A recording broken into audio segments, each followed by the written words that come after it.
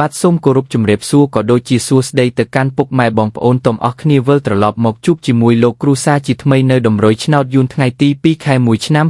2025មួយថ្ងៃនេះដែលលោកគ្រូបានរៀបចំដំរុយរួចរាល់សម្រាប់ដាក់ឲ្យពុកម៉ែបងប្អូនលេងកម្សាន្តតែមុននឹងចូលទៅកាន់ដំរុយលោកគ្រូក៏សូមបងប្អូនជួយចុចជាវនិងចុចមេដៃឲ្យលោកគ្រូម្នាក់មួយផងដើម្បីជាកម្លាំងចិត្តឲ្យលោកគ្រូធ្វើដំរុយបែបនេះចែកជូនបងប្អូនលេងកម្សាន្តបន្តទៀតតោះបងប្អូនកុំឲ្យខាតពេលវេលាយូរយើងចូលទៅកាន់ដំរុយទាំងអស់គ្នា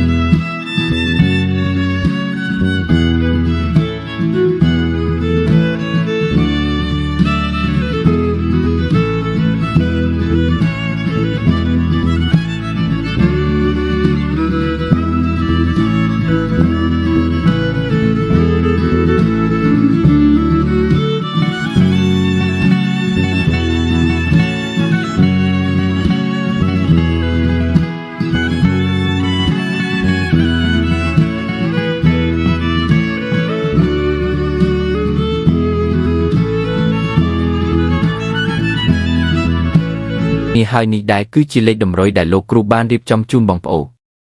មានតែពាក្យជូនពរសម្រាប់បងប្អូននៅក្នុងថ្ងៃនេះសូមឲ្យបងប្អូនទាំងអស់គ្នាទទួលបានសំណាងល្អរកស៊ុយមានបានគ្រប់គ្នាសូមជម្រាបលា